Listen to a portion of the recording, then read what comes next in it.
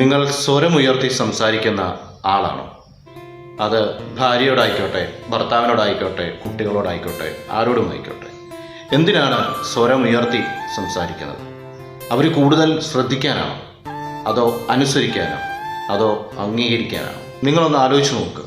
വളരെയേറെ പ്രാധാന്യമുള്ളൊരു കാര്യം നിങ്ങൾ ഒരാളോട് ഷെയർ ചെയ്താൽ അത് അലറി കൂവി സ്വരമുയർത്തിയായിരിക്കുമോ നിങ്ങൾ അത് പറയുന്നത്, അതോ ഒച്ച കുറച്ചായിരിക്കുമോ പറയുന്നത്? അപ്പോൾ വളരെ ഇമ്പോർട്ടൻ്റ് ആയിട്ടുള്ള ഒരു കാര്യം പറയുമ്പോൾ നിങ്ങൾ അലറി കൂവി പറഞ്ഞാൽ, ഒച്ച ഉയർത്തി പറഞ്ഞാൽ നിങ്ങളുടെ ഭാര്യയും അത് കേൾക്കില്ല, ഭർത്താവും കേൾക്കില്ല, കുട്ടികളും കേൾക്കില്ല, ആരും കേൾക്കില്ല. കാരണം നമ്മളുടെ തലച്ചോറിൻ്റെ മെക്കാനിസം അതാണ്.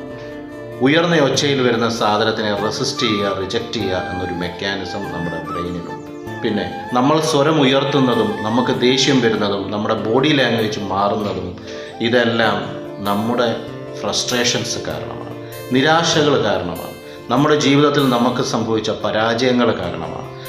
നമുക്ക് വേണ്ടത് നേടാൻ ഉള്ള ഒരു കഴിവില്ല എന്നുള്ള നമ്മുടെ ചിന്തയാണ് നമുക്ക് മുന്നോട്ട് പോകാൻ കഴിയാത്തതാണ്. നമുക്ക് വേണ്ടത് അച്ചീവ് ചെയ്യാൻ പറ്റാത്തതിലുള്ള നിരാശ കാരണമാണ് നമ്മൾ അലറിക്കൂടുന്നത്. നിങ്ങൾക്ക് വേണ്ടതൊക്കെ നിങ്ങളുടെ ജീവിതത്തിൽ നേടാനുള്ള കഴിവുകൾ നിങ്ങൾക്കുണ്ട്. അതുകൊണ്ട് ഇന്നു മുതൽ ഒന്ന് സ്വരം താഴ്ത്തി ഒന്ന് സംസാരിച്ച് നോക്കൂ. അതിൻ്റെ വ്യത്യാസം നിങ്ങൾക്കറിയാൻ പറ്റും. Thank you.